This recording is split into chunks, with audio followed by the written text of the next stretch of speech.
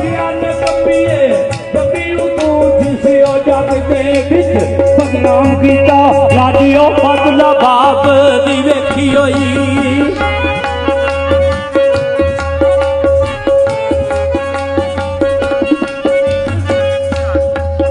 लाडियो बदला बाप दी वेखी होई तू खबर नामा आदम जाम कीता बोले ओ ढोल वांगू उच्ची गजनीए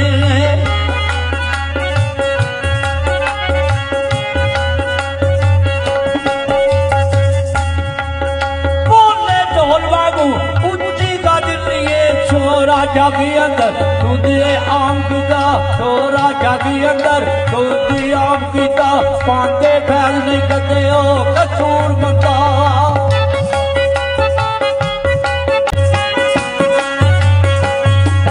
पांदे फैल नहीं करते